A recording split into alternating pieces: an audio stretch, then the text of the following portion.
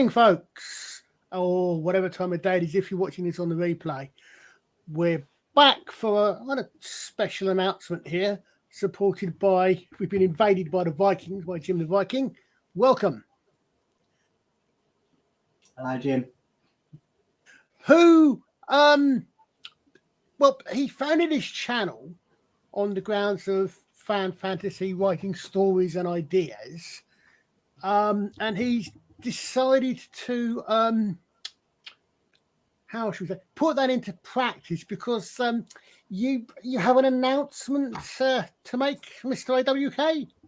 Yes, I have. For a few months now, I've been back and forth in discussion with the publishers, and they've come to the terms that they have praised my writing and they are willing to publish my book. In the meantime, we have hit like a little wall, and the thing is, to get this book published, we are seeking funding to get on to the next stage, to push this book out to be published and released to the public.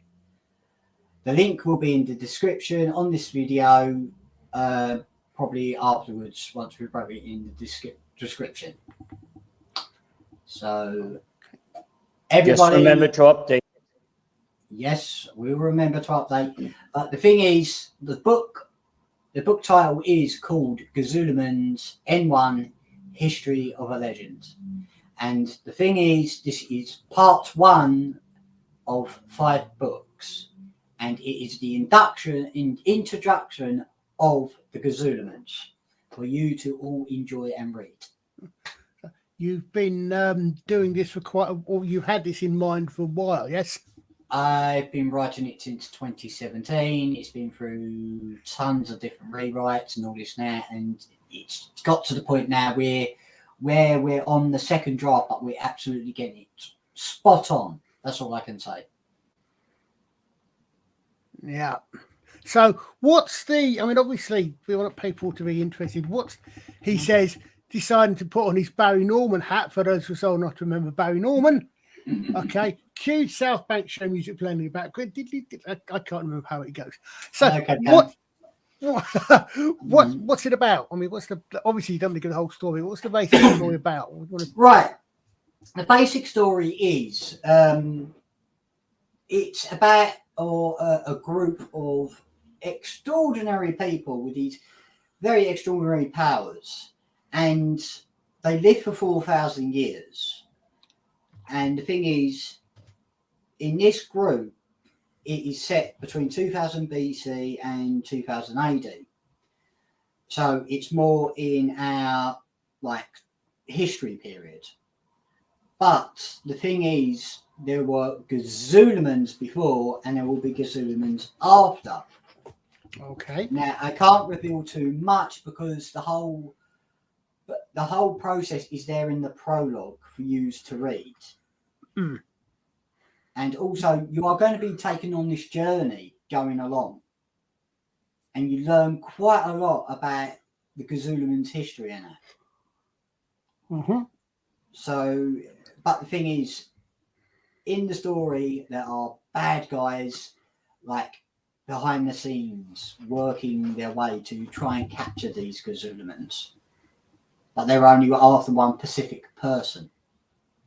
If you could expand a little bit without obviously giving away any details, just like a teaser, what is the danger facing the Guzilumans? The danger that are facing the Guzilumans are these evil spirit type creatures. And the thing is about these evil spirit type creatures is that they've been at war with the Guzilumans for so long. And now they thank you, Kanka. The thing is, what it is that now in this book, these evil creatures are at the final stand with this group of Guzilumans. And then now, and from then on, is it going to be them or the Guzilumans who are going to come out triumphant? but you have to read the book to find out. Yeah, that's why I was asking, just like the teaser, where are the dangers? Don't give away anything, because obviously you should pick up the book and just like flick through the pages and read it. Yeah. So you're going from 2000 BC, you're starting. I'm trying to be subtly pretending I don't know what I'm talking. I don't know what's going on here. So we're visiting. I think it's fair to say you're visiting a few actual historical events and several other events set within that 2000 or 4,000 odd years. Yes, that is to my knowledge of when I came to write this. Yeah. Because the reason why I've got N in the title next to Guzilumans is because N represents the number 14 in the alphabetic order. So you had Group A, Group B, but the thing is, we will not be learning about them in this book. We're just learning about Group N and how they come together. And in fact, it's just occurred to me that that's actually a nice little coincidence, that, because it also is book number 1 in the series. Yes. So that's quite an interesting little coincidence. I like that. Yes. Another thing I want to mention is that when you're reading in this story, you feel like you got the character who is Guziluman, who's going to take you on this journey. But the character I put in the book represents you, the audience. So you feel like you are that character and you've been taken on the journey of this history of this Guziluman. Yeah. The companion asking the questions that the audience wants to ask, sort of thing, the viewpoint character. Yeah. Always a useful thing that I always find. Yeah. But it lets you have someone who can ask an explanation for things that you, the author, know, and that obviously the background that the characters know, but you still need to bring out somehow without that horrible sort of pages of explanation that are actually utterly pull you out, because it's something that everybody should know, but the audience doesn't. You've got a character that doesn't know what's going on, that from the audience, she's put the audience, as you say, is the audience viewpoint character. Yes. Yeah. Another thing is that when it comes to the end of this book, there's going to be like a major surprise. Yeah. And then it'll lead into book 2. Yeah. So, but the thing is, each book is tied in a way. That's all I can say. Yeah. So instead of like one book, right, to tell the whole story, it's 5 books to become this extraordinary series. Yeah. And along the way, you learn quite a lot. And then at the end of book 5, which I've already written, you get the grand payoff. It sounds really good. And whatever you do not read the last page in the book. I know I kind of cheekily mentioned it in stuff. I grew up with a lot of people desiring to become writers and everything. But Guziluman, I'm 10 pages in now, I think, and I'm starting to actually sink into it. But it's been 1 page, half page, etc. So it's been a very cumulative work. But I'm kind of enjoying it. It's feeling like, at least where I am at this moment, it feels like a good knockback to, hey, world building, make some characters be here, make there be something in the background. Don't immediately just like flow in with, oh, this is the bad stuff and everything is all over you. And then because you get all those clues, literally page 10, but 500 pages in, so I could guess that. Yeah. And definitely go and check out the GoFundMe that Alex just shared. It's where you will help fund this book. It definitely looks like a promising one. Yeah. There's in fact, there's also, we're working today, we've also put up, or hopefully it will be put up at some point when it's finished rendering. I'm trying to get it sorted right now. There is actually a teaser on the GoFundMe site, the prologue and the first chapter for you to read, for people to read through, just to get a taste of what's going on. There's you may find yourself thinking, hold a second, I've seen something like that.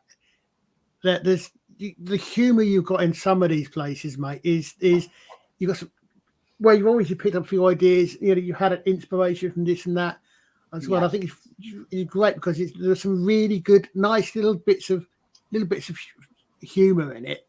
They just come in and then go you know, what I like the way that is if you don't understand what the reference you're making, it doesn't matter. Yeah. You know, if you come along and you see something, and if you think that reminds me of something, oh, okay, maybe that's where you got that idea from. That's what inspired that idea, you know, or that's what kicked that one off. But if not, it doesn't matter. You know, it's still part of the, you know, you're still reading through the book. Well, the story.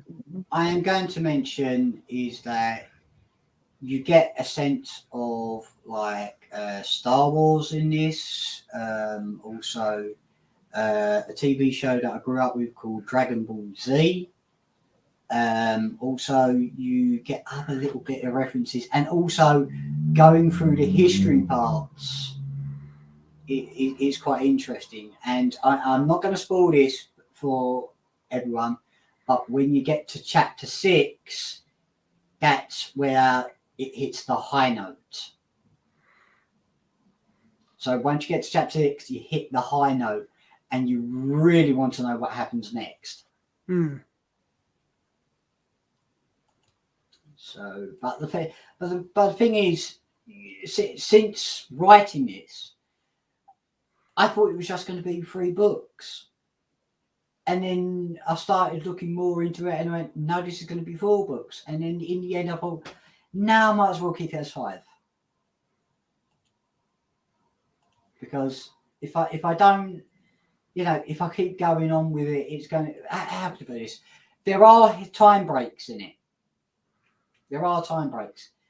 And I went, oh, gee, the thing is about these time breaks is that if we wrote the entire book, well, the book series, we could be looking at over 100 books here. Yep. And but that's how you build a great world from the ground up. You give a good platform, and then you can sprout off faith. I wouldn't even say platform. I would say it's basically just a field, and you plant an acorn, and you will get an oak. And you just branch.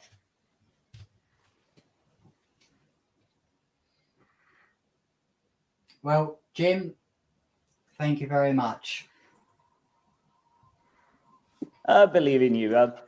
I really like this idea, the concept of it. I still have not read all of it. I know you've given me more teasers than people can actually get hold of, but I'm liking it so far. Yeah. Well, all I'm going to say about this is if it's not just me who's trying to rewrite it to get the second draft right for the publishers, but we're trying to cut down on their editing so it won't cost too much. Mm-hmm. And the thing is, I've got to hand it to their main host, or I'll say the wordsmith himself, Colin, for helping me with this project and giving me the inspiration to keep this project alive. And I've got to say thank you very much, Colin. So you're saying it's all my fault then? I was just going to go clarify what wordsmith means, because I'm thinking that is someone that is very creative in coming up with profanities. He's taught me a lot about words I never knew about, and we're adding them to the book, because when Colin first looked into this, he said, really, you're using the same verbs over again. And, oh, yeah, the same words in the same sentence really doesn't make sense. But he's used different words and ending dialogue in different ways. It's made me feel that, yeah, I've got more inspiration. And he's become more of a teacher to me. That's what you are, Colin. You are a teacher to me for doing this.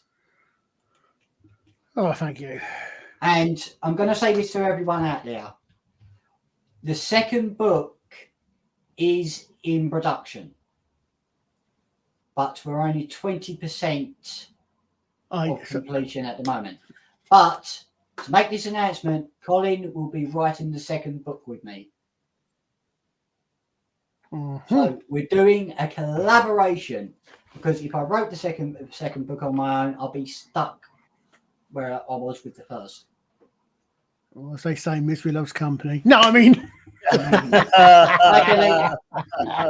Hi, Kelly. Good one. No, I found... I mean, at my advanced stage, I barely remember school. But I remember that I've still got one particular exercise we did at school, and I think other people have done it as well when I've talked about it, where basically you had a long pattern, and this must have been back at primary school. So this would have been in the 1960s. And what you had a passage, and what you had to do is you had to go through it and change every instance of the word nice. Because it was, the idea was to improve your vocabulary, help you actually expand, I think, in different ways of saying things rather than being repetitious and boring. Because I've the one thing I always find with audiobooks in particular that I can't help it, it's the way my brain works.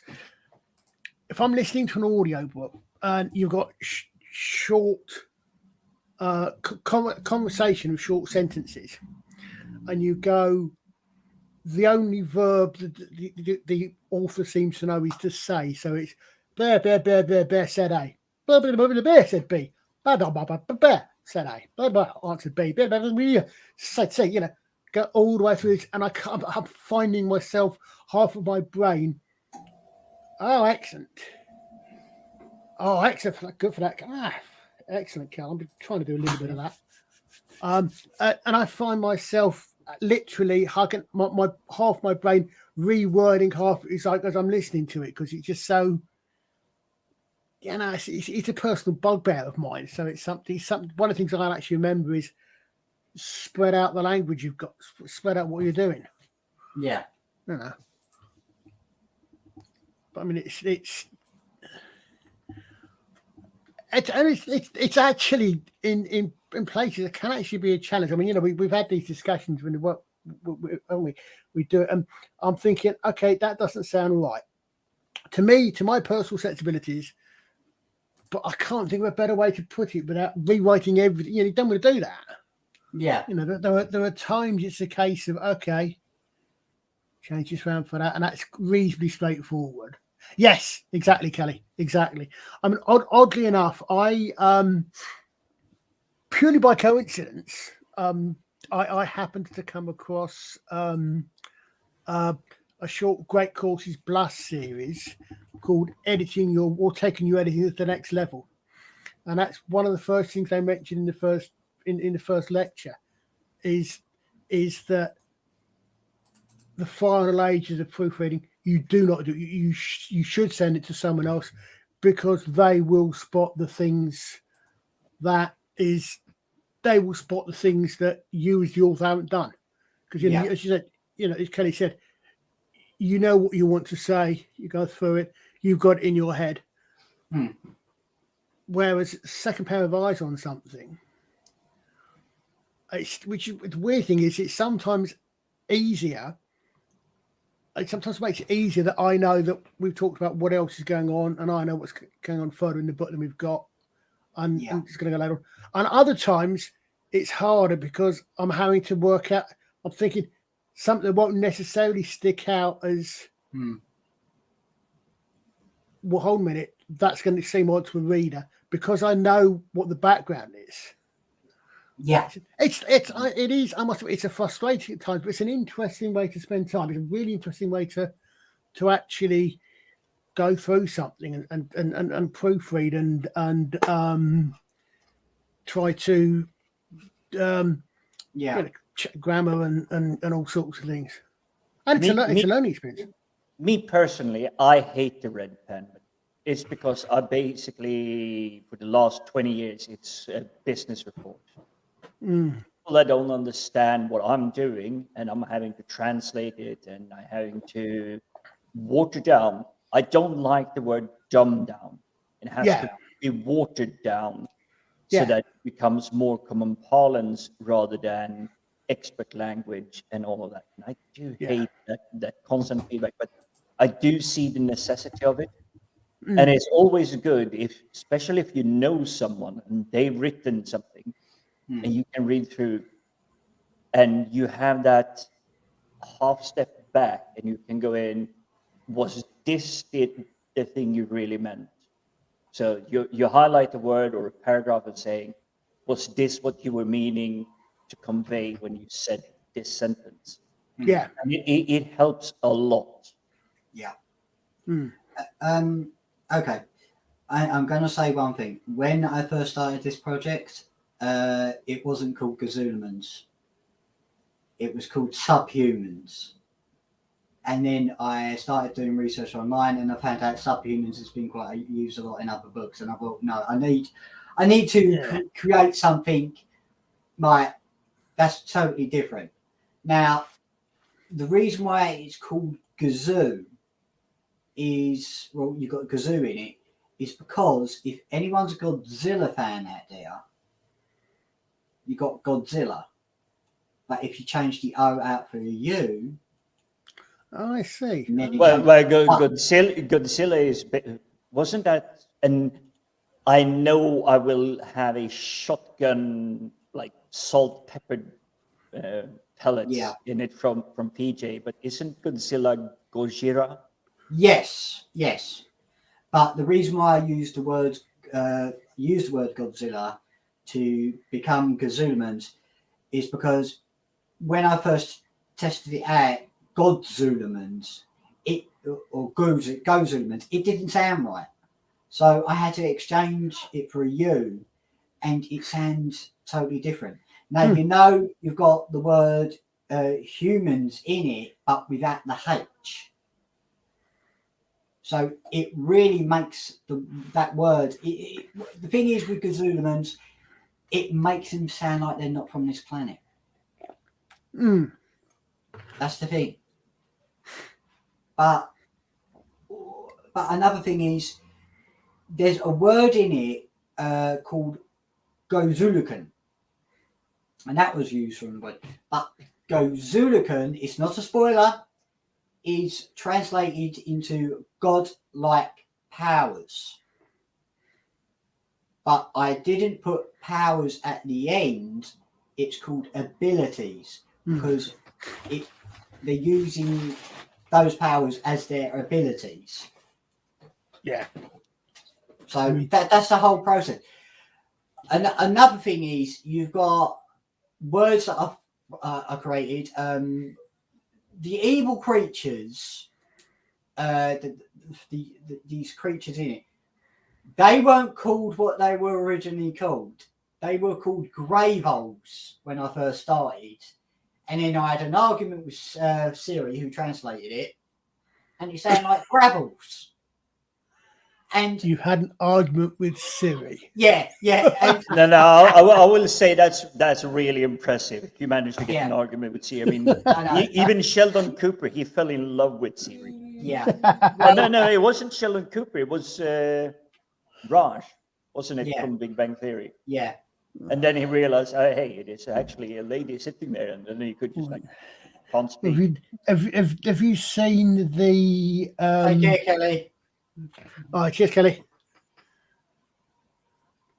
should see it. Hope you see over there in a little bit. Anyway, have you seen the South Park episode where they were taking the rip out of lockdowns and all the rest of it? The one that's actually where they're all grown up. Yeah. Because Stan, I can't remember. One of the kids is an adult. He's got what you think is his girlfriend, and it turns out it's actually the hologram of Siri. He's or Alexa or whatever it is. Literally, oh yeah. Well, taking that way too far. Well, and another thing is that there are new words that you will be exploring in the book. But there's also another thing I've got to mention.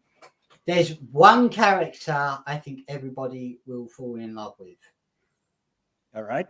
I'm going to say his name unless Colin wants to pronounce it. It's shall I say it, Colin? Yeah, you go. There's a character called Zilstar. When you get to know him, I think he could end up having his own fan base. Yeah. Okay. Yeah. It sounds like a very promising start there, and especially having characters. And we were discussing this earlier. Is Colin, you were saying about repeat the words, and it's like too confused. But it also comes down to a character's way of how they talk, how they address things. So I'm not a writer, but I can imagine trying to describe someone that is a man of few words. How do you really put that to pen and paper? Yeah. I mean, it's you can't get. I mean, the thing is, it's this debate is on the balancing act in ways. Okay, so there's some things that you know each character has to have their individual voice, and not which is a large part perhaps because it's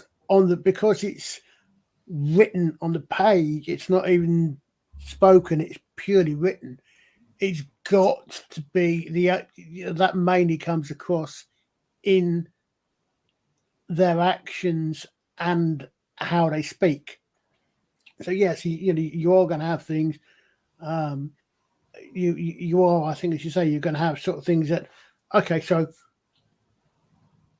I mean, if anybody ever actually listens to or listens to a recording of an actual conversation of people speaking. It's full of ums and ahs and bad grammar. Well, initially, I will agree, and now I'm going to go. But the more I've been hanging out with you guys, with PJ, being on other live streams, the ums and ahs and ers, they disappear really quickly. Yeah, it is a practice. You have to keep it up. Yeah, but it's not like that. But it's. I mean, it's. Let's see, I just did it there. Then, But it is because now you're conscious of it. Yeah, exactly. But what I mean is, it's not just like that. It's that we've got these rules of grammar, and we taught these rules of grammar at school, and we taught that you never start a sentence with "and." You famously, you should boldly not split infinitives. You shouldn't for split me, infinitive. grammar schools, and I learned it through two different languages. Yeah, I have not got the foggiest with infinite prolongations or adverb infinitum or whatever they mean. It's basically to boldly go should be to go boldly. But it's the rules of grammar, the way the language works. Yeah. But when you hear people talking, half the time that goes out the window, and they do start sentences with "and." Yeah. You do have a sentence without a verb in it. Because you know what people mean. Yeah, I want to bring something up about this book also. Is I owe a great deal to the late great Douglas Adams for this. If I didn't listen to Hitchhiker's Guide to the Galaxy, I don't think this book would have ever come about in the first place. But take one name from Hitchhiker's Guide to the Galaxy. Slarty Bartfast. Slarty Bartfast, one of my favorites. Basically because he liked to design Scandinavia. Yeah. Yes. He was responsible for the fjords. Yes. Another character, Zaphod Beeblebrox. Oh, what is it called? The All Galactic Gargle Blaster. Pan-Galactic Gargle Blaster. Pan-Galactic Gargle Blaster. That's his way, yeah. The one thing I like is where they talk about Zaphod Beeblebrox, they asked his therapist and he always goes, yeah, but Zaphod is this guy, you know. He's just this guy, you know. Yeah. The thing is about Douglas Adams, when he wrote Hitchhiker's Guide to the Galaxy, he must have struggled of coming up with like all these names and different words. You see, I've read the translated one into Swedish, and I mean, I feel sorry for the translator because carrying through all the subtle hints and innuendos and everything, I think it's highlighted more that Adams must have been at least 3 bottles of whiskey in when he started typing the stuff. I mean, I don't know if it's true, but just the sheer craziness, the sheer. Where did the sperm? What was it? A sperm whale and the pot of tunia? I know. Yeah. Oh yeah. I mean, where does that come from? Where does that come from in a normal mind? Yeah, there's listening to the audio that never made it into the TV series. There's another character. I forgot his name, but he goes round the universe and he goes backwards and forwards in time, insulting everybody. He's insulting. I don't remember his name, but basically he's just pop up and it's like you're shit. Yeah. And the thing is, he's doing it in alphabetical order. Yeah. But even that adds to it. It's like, no, he's not just popping out randomly. He's doing it alphabetically. Yeah. So it's like, boom, okay, clearly you're working through D for last names at the moment. Yeah. Yeah. Well, in the audio, he met Arthur Dent twice. Yeah. And he goes, Arthur Dent, I've done you before, haven't I? I think you have. Well, that's my afternoon knackered. Yeah. This is the thing. It's just, if it wasn't for Douglas Adams, I'm trying to name a few other authors. H.G. Wells. Mm-hmm. The guy who wrote Day of the Triffids, please, Colin. John Wyndham. John Wyndham. If I didn't see those movies or TV series and read a little bit apart in those books, I would never come up with ideas like that. Excuse me. Read the books. Always read the books. Yeah, it's the same with Terry Pratchett. Yes. It's the same with Terry Pratchett. Yeah. And Purple Valkyrie did, I thought she was going to do a 2K honor stream because she has now 2,000 subscribers. It was like, well done to the lady. But she did an entire stream just like complete homage to Terry Pratchett and describing why she got into that. And this is, for me, the more inspiring things. Yeah. I like the geek culture. So I may not necessarily have the same interest, but hey, I'm very passionate about, shall we say, Eddings, Jordan, Pratchett, and someone else says, oh, I have Doctor Who, so Tennant, Eccleston, Pertwee, all of those, they are the inspiration. They were not necessarily the writers, but they were the inspiration, the way they delivered it, the way they managed to get it out there. I just want to mention one thing about Doctor Who.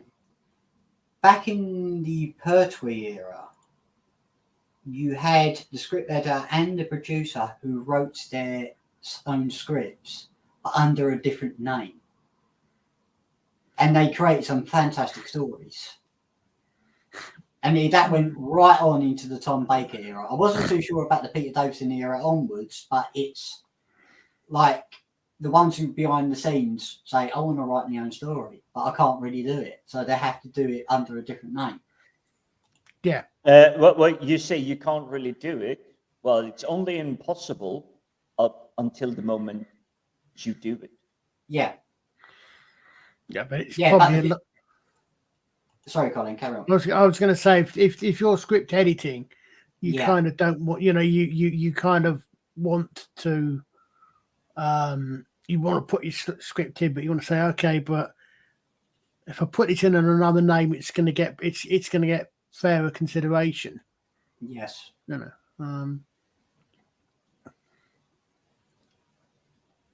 Well, how can I put this? Back in them days, it was different, but now a script editor, like the script editors we've had from Russell T Davies, Stephen Moffat, I'm not mentioning his name, that's Russell T Davies, they wrote like the first episodes to the last episodes to the specials. Yeah. And frankly, most of those stories, they've done quite good. Mm. The one thing that took me I'm more of a Stephen Moffat fan, and the story that caught my eye was the Doctor Dances and the Empty Child. Was the Empty Child and the Doctor Dances, which way you ran? But the thing is that was like unbelievable when I watched it. That was RTD's era though. Did Moffat actually write them? Yes, Moffat wrote those 2 episodes. Yeah. He did, Yeah. and that's where Moffat took over afterwards. Yeah, because he wrote quite a lot more to those stories. But after that, Moffat tried to make Doctor Who his own. Mm. It did pay off, and I think he did such a great job for the 50th anniversary. Yeah, being left with that magnificent weight, but he pulled it off. He pulled it off well. Mm. But the thing is, it's also which does actually sort of bring back a little bit, bring us back to the Guzilumans, because I know you said I'm not sure you cut. My bloody connection when you were talking a bit earlier. I know you said because it's such a large area. Yeah. It's an area where other people might have their own stories to tell. Yes. Yeah, but the thing is, after the 5th book is finished, I'm sort of walking away from the project because I want to go on to other writing, to write in other books. Yeah. But the thing is, I will stick around, and people who want to bring their own stories into it, if they're an established writer to an unknown or someone who's never written before, I'm willing to look at their work and give them that push. You want to create a sandbox for other people to play in rather than just your own. Yes, but the thing is about the story is that during the time breaks, you can write your own adventures of these characters. Yeah, exactly. Yeah, and there's certainly enough hooks and references in there for people to pick up as well if they want. Yeah. But the one thing I am going to feel sorry for is when the person has to write for Group Z. Well, I would actually, I'm trying to think. They probably may well have wanted to read a bit of the Time Machine at the end of the Time Machine just before he comes back. Yeah. The bit that doesn't normally get into the films. Yes.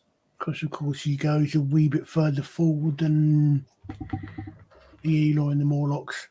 Mm-hmm. Yeah. Now, I'm going to say one thing. Watch out for 2 characters in this book series. Because the thing is about these 2 characters, they're not what you expect. but they feel like they are the narrators of the entire thing. But Yeah. I can't really say who they are because the thing is, I'm going to spoil it too much. But the thing is, you will love those two characters. Mm. It's still part of the teaser bit of it. But keeping on the teasing part, Mm-hmm. you already mentioned one that you really like, and you think people will really appreciate it. What was, or what is at the moment, because you're still writing it, so I praise it that way. Yeah. What is a character you see a lot of hope for, that you think it might be a hit and a miss? Mm-hmm. But what would that character be? You don't have to name it, but you can tell a little bit about the creation around it. The character I'm hoping for is Zilstar in a way. Yeah, but you Because already mentioned Zilstar. Yeah, I know, but I can't mention about Zilstar. The reason why I'm hoping for a Zilstar is because he is what you call, how can I put it, a character you don't expect what he does. And when you see what he does, you think, hang on a minute, no, you can't really do that. That's impossible. And Are we talking about that's not possible, or that's just not anatomically possible? Because it's I'm not thinking of anatomically possible. It's like you don't really expect him to do this thing, and he does it. Yeah. And another thing about Zilstar, he does have his comedy moments in the story. Yeah. But another thing about Zilstar, as the book series goes along, Zilstar will evolve as he goes along. So he's still like the comedy type character, but his character evolves. And in the end, he becomes something that he don't really expect to become. Yeah. And this adds to something, because I like your whole concept. It's, you have your plan. It's set out for this book, and then it's a sandbox. It's open for everyone. Yeah. So if I picked up writing, oh my God, hope I never do. Yeah. But I take, say, Zilstar. There will be other characters in there, but I take him and I really go down a deep and dark route. Basically, Fox Mulder, X-Files, just spinning down. What would you think of that? Where would you hope, after that has been done, where would you hope that goes? Because obviously Zilstar is one that you have created. I hope Zilstar comes springing back up. Because the thing is about these characters in the book, there are some dark moments. And I don't want to keep spoiling it, but it's just chapter 6 is the one chapter you've got to watch out for, because that is the turning of the tides. Yeah. And it is, let's just say, when me and you went through it, Colin, you were surprised, wasn't you? It was something that was, we had, I mean, we had to think carefully about some of the things. Yeah. It was a major change. Yeah. And it was, but it's one of those things that, because of what was going on in the background, we had to think carefully about, didn't we, about how we actually wrote it up. All right, Cam. See you later, Cam. Take care. Yeah, it's just the thing is, there are some great touches to this story through the historic moments, but we tend not to tread too much on those historic moments. Because Yeah. if you tread on too much of it, then it becomes too complicated and it feels like you're changing history in a way. Yeah, exactly. I mean, it's a case of history's going on. I think it's fantastic. History's going on in the background. Yes. And history never stops. That's the way I've heard it. Yeah, I mean, it's going on in the background. So we refer, some events get referred to, some events get sort of alluded to, some events get actually visited, but then they're big, because I think it's fair to say, it's fair to give out the motivation, what the Guzilumans' main job is, Alex. Yes. The They're thing is about observe. Well, the Guzilumans are more than there to observe humanity. They are there to protect humanity from all the things that humanity should not see. Mm. And the thing is, what humanity should not see is we go about our daily lives, but we don't know what is going on in the background. I mean, that has been established through many TV shows, books from the past, and probably into the future. And one reference I can make is Buffy the Vampire Slayer. And when I mention Buffy the Vampire Slayer, it's like she goes to a high school, everyone's going about their daily lives, but they don't know there's vampires lurking about. Yeah. It's the same with Blade. They're observing, working from the shadows, so they do not. They sort of have a prime directive in a way, don't they? Yeah.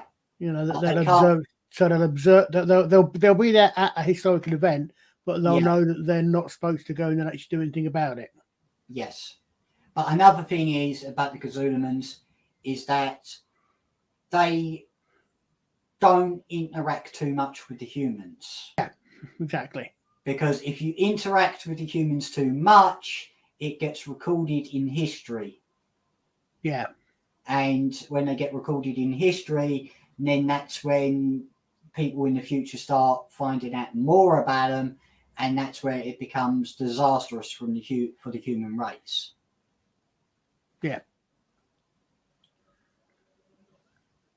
So, but all I can say is I think we should end this, Colin, because we've gone over our time. Yeah.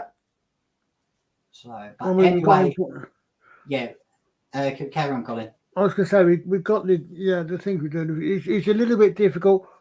You don't want to go too far, end up sort of dropping things that we'd rather people find out for themselves.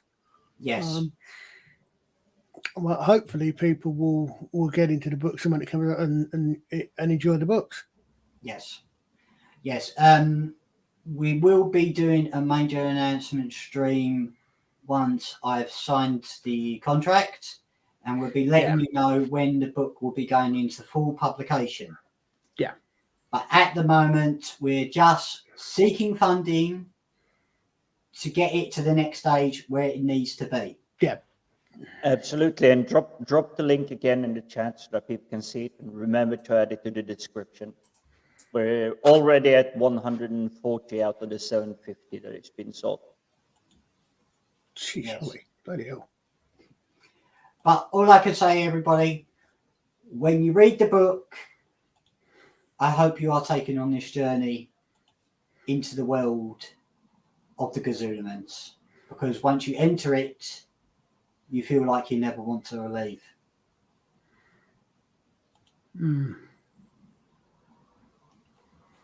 So, right, I think we should end it there, gentlemen. Okay. So, shall we do our two Ronnies? Okay, so it's good night from me. It's good night, from me. And it's good night from him. Oh, wrong way. Good night, folks. Take care. Or whatever time of day it is if you're watching this on the rerun. Like, share, and subscribe, because we're supposed to say things like that apparently as well. Helps the algorithm. Remember to hit that like button. Thank you.